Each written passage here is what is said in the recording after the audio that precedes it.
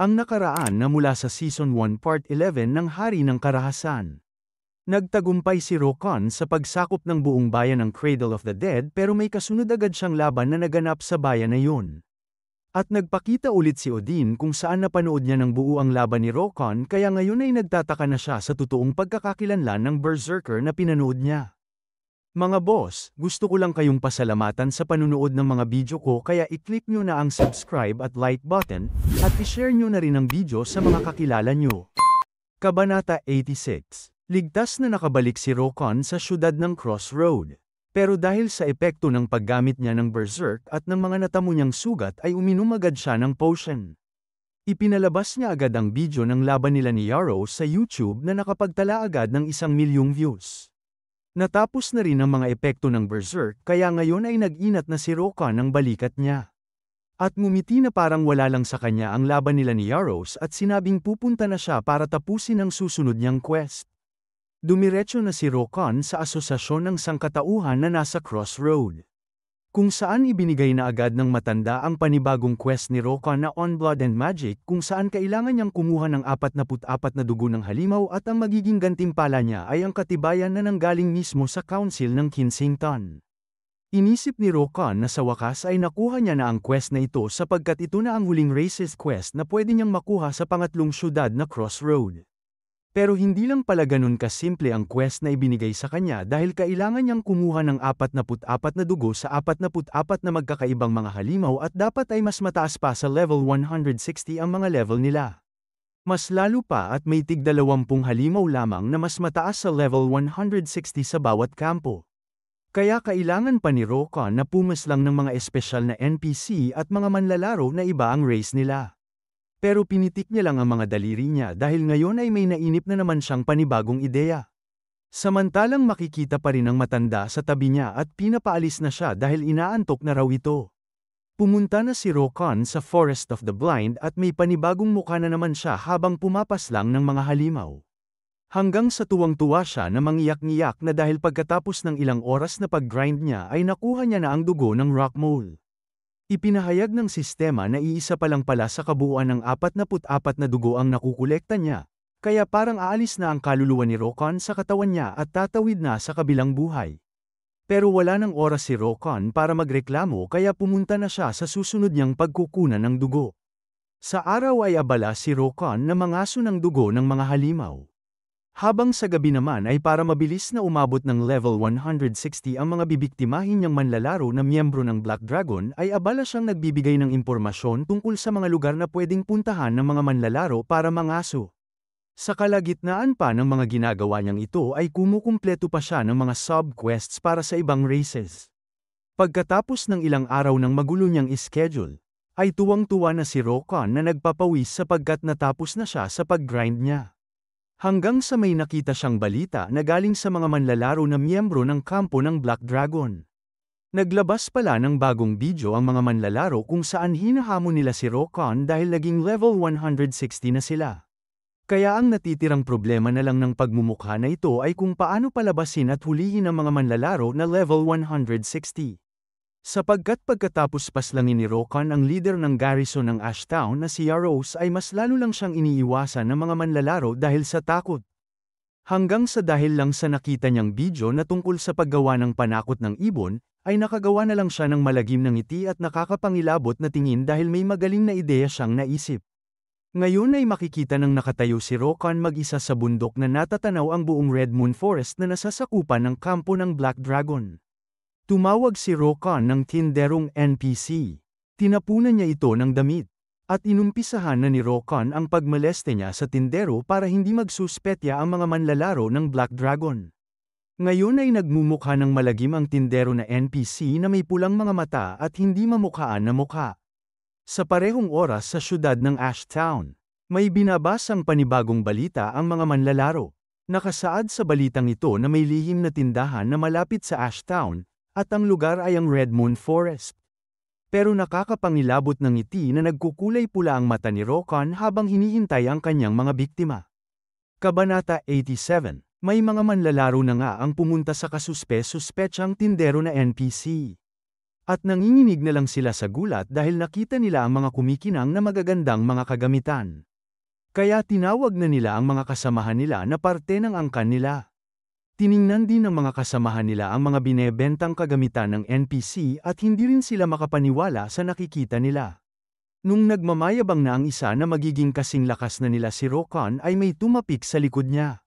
At hindi na siya makagalaw sa sobrang takot dahil sa manlalarong nakikita niya. Naglalaway na ang isa sa kanila habang pinagmamasdan ang listahan ng mga magagandang kagamitan na bibilhin na nila. Hanggang sa napansin nila na masyadong tahimik na ang kapaligiran at walang sumasagot sa tanong niya. Nung tumalikod ang manlalaro ay hindi siya makapaniwala sa nasasaksihan niya. Kaya pala biglang tumahimik ang paligid ay dahil sa dugu-duguan ng nakahandusay ang mga kasamahan nilang mga manlalaro. Hanggang sa may biglang nakakapangilabot ng ngiti ang nagpakita sa likuran ng tinderong NPC kaya bigla na lang silang nagpawis sa takot dahil alam na nila kung sino ang manlalarong nasa likuran nila. Kaya nakangiti na nga si Rokon na inilabas ang kanyang axe at tinuluyan na ang dalawang natitira na biktima niya.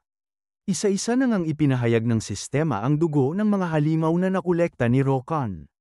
Sa sobrang saya niya ay nagiba na naman ang kanyang mukha na hawak-hawak ang mga dugo na nakolekta niya. Dahil sa nakuha na ni Rokon ang kanyang layunin ay pinaalis niya na ang tinderong NPC at bumalik na sa inventaryo niya ang mga nakalistang kagamitan na binebenta. Bumalik na si Rokon sa asosasyon ng sangkatauhan na nasa Crossroad.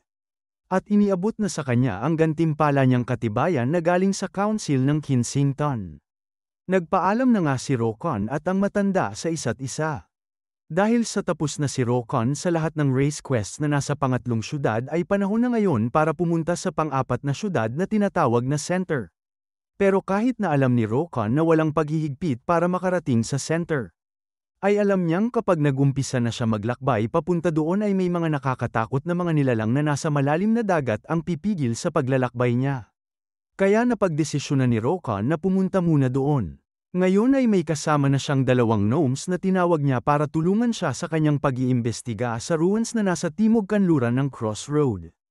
Ang mga tinawag niyang gnomes ay sina Goki na Barrier Warrior at si Miyuki na Guide. At pareho silang level 180. Nagpatuloy na sila sa loob ng ruins at natatakot na agad ang dalawang gnomes dahil sa kakaibang mukha na naman ni Rokon na mas nakakatakot pa sa kalaban na haharapin nila sa loob. Nakarating na nga sila sa silid kung saan may dalawang lagusan. Sinabihan ni Rokon si Goki na pumunta siya sa kanan at si Miyuki naman sa kaliwa. Pagdating nila sa silid na napapalibutan ng laryo, ay may makikita sila sa sahig na may guhit. Pagkalipas ng ilang sandali ay nahanap na nga ng dalawang gnomes ang mga guhit na kailangan nilang pagtayuan. At biglang napapalibutan na agad si Rokon ng mga tagapagbantay kung saan kailangan silang talunin ni Rokon para mahanap ang susi sa sikreto ng ruins. Kaya inihanda na nga ni Rokon ang sarili niya, itinutok na ang kanyang axe sa harapan ng mga tagapagbantay, at pinagbantaan niya na sila. Kabanata 88. Sabay-sabay na sumugod ang mga level 165 na mga golems na tagapagbantay kay Rokon. Pero lumundag si Rokon na hiniwa na parang papel ang braso ng tagapagbantay na golem. Madali lang nadama po si Rokon sa sahig habang walang magawa ang golem sa braso niyang hindi na konektado sa katawan niya. Ngumiti na lang si Rokon na iniisip na napakadali ang mga kalaban niya ngayon. Habang dinidilaan niya ang patalim ng kanyang axe at naglalabas siya ng pulang enerhiya ay napansin ni Rokon sa kanyang katawan at ang pagwas-iwas niya ng kanyang axe ay mas madali na ngayong gawin. Sapagkat siya na ngayon ay level 190 at ang kanyang trabaho ay isang true berserker. Walang hirap na pinagpapaslang ni Rokon isa-isa ang mga batong golem, hindi man lang nila nakayang depensahan ang mga sarili nila, kaya isa-isa na rin silang nagbagsakan sa axe ni Rokon na nagliliyab ng napakaliwanag na pulang enerhiya. Pagkalipas ng ilang sandali ay lumabas na sina Goki at Miyuki sa mga silid nila. Hindi mapigilan ni Miyuki na mapahanga sa kanyang nasasaksihan. Si Rokon na natutuwang makita sila muli at hawak-hawak niya ang course ng mga pinaslang niyang golems. Isa-isa na nga nilang pinasok ang 4 na course sa 4 na butas na nagliwanag ng iba't ibang kulay. Dahil dito ay nag-umpisa ng bumukas ang palihim na pintuan sa loob ng ruins. Nakatayo lang ang 3 na pinagmamasdan ang pintuan at ipinahayag na ng sistema na nagbubukas na ang totoong pasukan ng ruins. Pumasok na ang 3 sa totoong pasukan ng ruins. At alam ni Rokon na ang tatahakin nila ay punong-puno ng mga halimaw at ng mga nakatagong patibong. Kaya tinawag na ni Rokon si Goki at Miyuki. At sinabi niya nang ipakita niyo kung sino kayo. Nag-umpisa ng magliwanag ng kulay asul ang mga mata ni Miyuki at mistulang may inaktiba siyang skill niya. Gamit ng kanyang espesyal na mata ay nakikita niya pala ang istruktura ng paligid at ang mga nakatagong patibong. Kaya inumpisahan niya na ang pagbibigay niya ng mga gabay sa grupo nilang tatlo na parang sila ay nasa isang maze pero may kalamangan sila kung saan alam ni Miyuki ang tamang daan na kailangan nilang tahakin. Hanggang sa nahanap na nga nila ang labasan. Hinawakan ni Miyuki ang pintuan na may mga kakaibang nakahugit. Pero bigla lang na nakuryente ang kanyang kamay. At ipinagbigay alam niya kay Rokon na kakailanganin niya ng 10 minuto para mabuksan niya ang kandado na nakalagay sa pintuan. Inumpisahan na ni Miyuki na mag-focus at ginamit niya na ang kanyang abilidad na nagkukulay pula. Samantalang si Rokon naman ay pumunta na sa kanyang gilid at inilabas niya na ang kanyang axe para pigilan ang mga lumalapit na kakaibang halimaw. Sa kabilang gilid naman ay nakahanda na rin si Goki para depensahan ang kanyang kasamahan sa mga lumalapit na halimaw. Ang mga halimaw pala na papalapit na sa kanila ay mga level 162 na tinatawag na Ancient Deadly Poisonous Slime. Pero napakadali lang para kay Rokon ang mga kalaban niya ngayon na sa isang atake niya lang ay napaslang na agad sila. Nanlamig ang mga titig ni Goki tulad ng kanyang combination skill na ginamit. Ang Frost Execution na isa-isang nagpasabog sa mga nagyelo na mga kalaban niya. At sa wakas ay ipinagbigay alam na nga ni Miyuki sa dalawa niyang kasamahan na nabuksan niya na ang kandado ng pintuan. Dahan-dahan nang umangat ang pintuan na may mga kakaibang guhit. At nagulat na lang ang dalawang gnomes sa nakikita nila, sapagkat ang silid na bumungad sa kanila ay nagliliwanag ng kulay berde, sa bawat sulok ay may mga apoy na nagliliyab ng kulay berde, at malinis ang paligid na wala man lang kagamitan o halimaw na nakikita. Hanggang sa may narinig silang tumatawa na anino ng isang kalaban na kalmadong naglalakad papalapit sa kanila na malakas na nagliliyab ng kulay berdeng enerhiya. Lumabas na nga ang isang matandang lalaki na magkaiba ang kulay ng kanyang mga mata at siya ay level 175 na halatang gumagamit ng corrupt na kapangyarihan. Ang tawag sa kanya ay ang Drunk Mad Mage. Kabanata 89. Kalmado lang na inilabas ni Rokon ang kanyang axe habang iniisip na ang nasa harapan nila ngayon ay ang boss ng dungeon na kinaroroonan nila ngayon. Ang pangalawang corrupt na halimaw pagkatapos ni Tiller, ang corrupt power Drunk Mad Mage. Itinaas na ng kalaban ang kanyang tungkod na may bungo na naglalabas ng kulay berdeng enerhiya. Ang kilos niya na ito ay nakagawa ng malaking ulap sa itaas ng silid na patuloy na nagpapaikot at ang nasa sentro nito ay ang enerhiya na lumalabas sa tungkod ng matanda. Habang ang tatlo ay pinapanood lang siya na tapusin ang ginagawa niya. Kung ang kapangyarihan ni Tiller ay ang pagpapalaki ng kanyang katawan, may sarili rin naman na kapangyarihan ang Mad Mage. At ito ay ang mind control kung saan may abilidad siyang kontrolin ang mga halimaw at gawin silang tagapaglingkod niya, gaya lamang ang level 150 na mga Shafen na ito. Naghanda na nga ang tatlo at pumunta na sila sa kani-kanilang mga pwesto para paslangin ang mga sumusugod na mga Shafen na alagad ng Mad Mage. Sa isang paggamit lang ni Rokon ng kanyang skill na twist attack ay napaslang na agad ang isang grupo ng Shafen na sumugod sa kanya. Ininsulto pa ni Rokon ang Mad Mage sapagkat wala man lang kaya ang mga alagad niya sa kanya. Halatang nagagalit na agad ang baliw na salamangkero na nagtitimpi dahil wala siyang magawa kay Rokon. Hindi rin naman kayang sugurin ni Rokon ang matanda sapagkat ang kanyang paligid ay napapalibutan ng korap na kapangyarihan na nagdedepensa sa kanya. Ang kailangan niyang gawin ngayon ay maghintay hanggang sa matapos ang alon ng mga halimaw na sumusugod sa kanila. Patuloy lang si Goki at Miyuki sa pagpaslang ng kanilang mga kaharap na kalaban. At naghanda na ulit si Rokon dahil may 4 na alon pa ng mga halimaw ang haharapin nila. Napaslang na ang mga level 161 na Enraged Tiger. Pati na rin ang mga level 162 na Ravenous Direwolf. At makikitang nakatambak na lang ang mga bangkay ng mga napaslang na halimaw ng grupo ni Rokon. Ipinahayag na ng sistema na napagtagumpayan na nilang tapusin ang pangatlong alon ng halimaw. Samantalang nagtitimpi lang sa galit ang baliw na matandang salamangkero sa gilid. Kaya itinaas ulit ng matanda ang kanyang tungkod na naglabas ng kulay berdeng enerhiya na nakatutok sa itaas ng silid.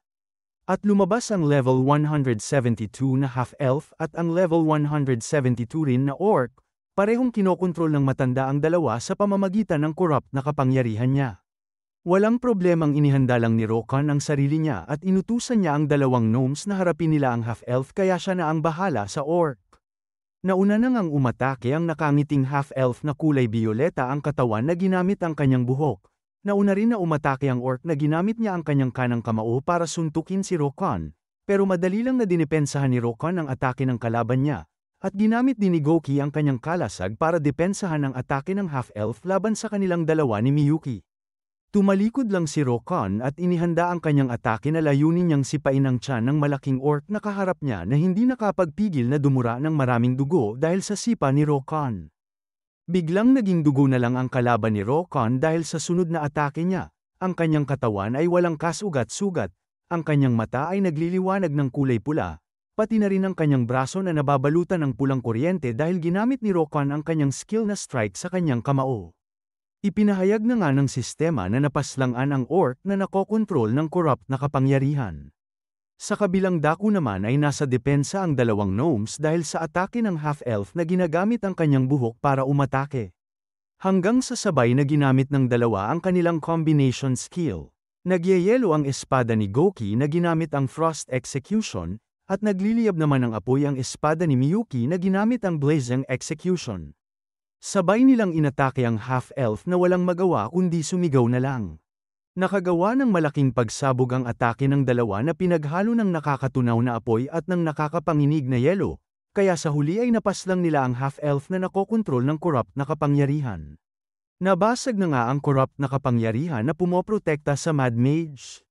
Kaya mabilis na sumugod si Rokan gamit ang kanyang axe at sinabihan niyang mamatay na ang baliw na kalaban.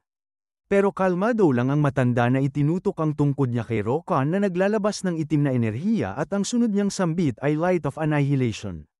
Nagulat na lang si Rokan dahil nakalimutan niya na may atake pa palang ganito ang baliw na salamangkero.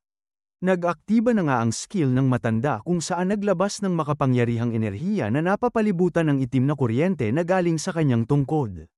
At ang atakeng ito ay papalapit na ng papalapit kay Rokan, na nakagawa ng napakalaking pagsabog na bumalat sa buong silid. Kabanata 90. Nagulat na lang ang matanda sa nangyayari. Yun pala ay ginamit ni Goki ang combination skill niyang Great Mountain Barrier para mabilis na protektahan si Rokan na nakatayo na lang sa gilid. Pero sa sobrang lakas ng atake ay halatang nanghihina na si Goki at hindi niya na kaya pang depensahan ang atake ng Mad Mage. Kaya mabilis na sumugod si Miyuki sa likuran ng matandang salamangkero. At gamit ng combination skill niyang Blazing Execution ay agad niyang inatake ang kalaban. Kaya nabitawan ng matanda ang kanyang tungkod, na nagpatigil sa malakas na enerhiya na umaatake kay Goki. Pero ang sunod na pinunterya ng matanda ay si Miyuki na sa isang atake niya lang ay napalipad niya ang babaeng gnome. Ginamit pa niya ang skill niyang Hammer of Destruction na naglabas ng enerhiya sa kanyang tungkod upang maging malaking martilyo. Pero nung umatake na ang baliw na salamangkero ay nagulat siya sapagkat hindi tumama ang kanyang tungkod kay Miyuki. Yun pala ay pinapabalik na ni Rokan ang dalawang gnome sa asosasyon ng mga mersenaryo. Kahit na alam niyang hindi niya na ulit sila pwedeng tawagin sa laban nila kapag ginawa niya yun.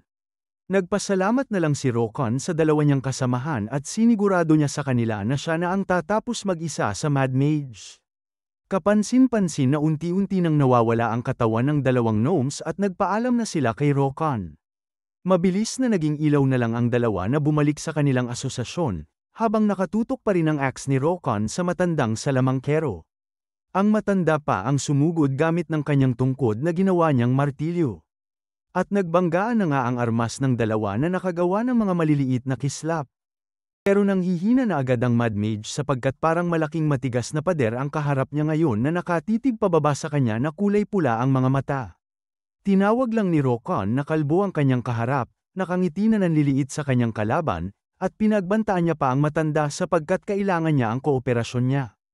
Pero umatake at tumalon papalayo ang matanda, at ginamit niya ang skill niyang Orb of Despair para atakihin ulit si Rokan.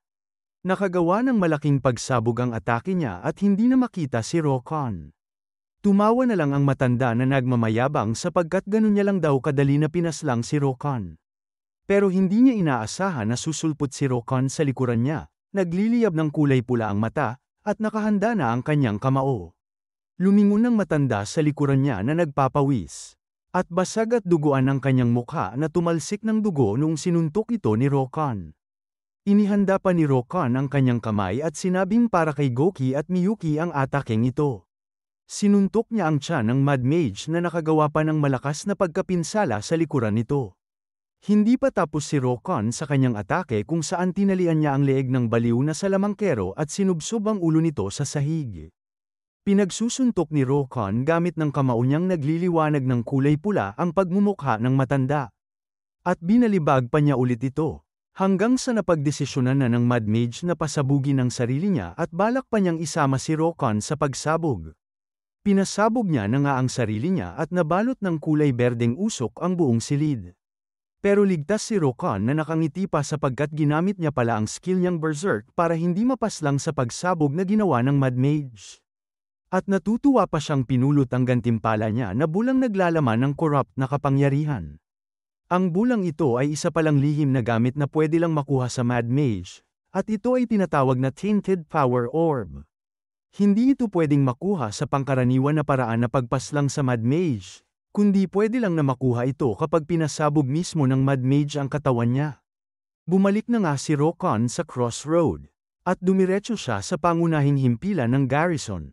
Hindi makapaniwala si Malkin na halatang nagagalit pa sa nakikita niyang bola na naglalaman ng corrupt na kapangyarihan. Nagpapawis na tinanong ni Malkin si Rokon kung saan niya ito nahanap at sagot pa ni Rokon na suspetya niyang ang bulang ito ang dahilan sa nangyayari na pagkalat ng corrupt na kapangyarihan. Mabilis na kinuha ni Malkin ang bola at sinabi niya kay Rokon na maghintay muna siya sa opisina niya sapagkat ito ay isang malaking pagtuklas. Habang nakangiti na hinihintay ang kanyang gantimpala ay tiningnan na muna ni Rokon kung ano ang bagong balita na nangyayari sa mga manlalaro. At nagpapawis na nagulat siya na tinatanong pa ang sarili kung totoo ba ang nababasa niya.